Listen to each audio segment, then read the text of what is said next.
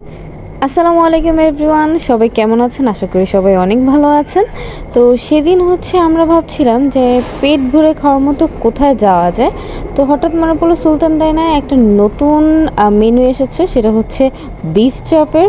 তো মনে হলো হ্যাঁ, বিফ চপটা ট্রাই করাই যায়। দেন আমরা দুটো বিফ চপ অর্ডার করে দিই এবং সাথে দুটো টিকিয়া অর্ডার করে দিই।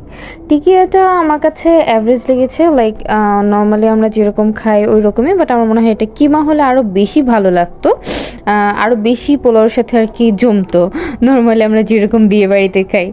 অ্যান্ড দেন যদি আমি বলি বিফ চপের বিষয়ে, নর্মালি যারা একটু স্পাইস লাভার তাদের কাছে এটা অনেক ভালো লাগবে। অ্যান্ড হ্যাঁ, যদি যে চাপের যেই মাংসটা এটার বিষয়ে আসি, তাহলে এটা যদি ওই যেরকম হয় না কিছু রগের মাংস, ওই মাংসগুলো খুবই মজাদার।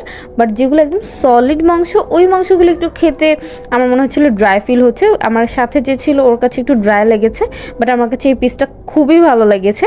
যেমন এখানে আপনারা দেখতে পাচ্ছেন, আমি যখন এখানে টিকিয়া দিয়ে খাচ্ছিলাম আমার কাছে অ্যাভারেজ লেগেছে নর্মালি।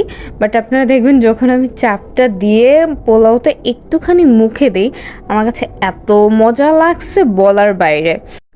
যারা নর্মালি ট্রাই করতে চান বা আপনারা বিফ চপ পছন্দ করেন, আই হাইলি রেকমেন্ড দিস।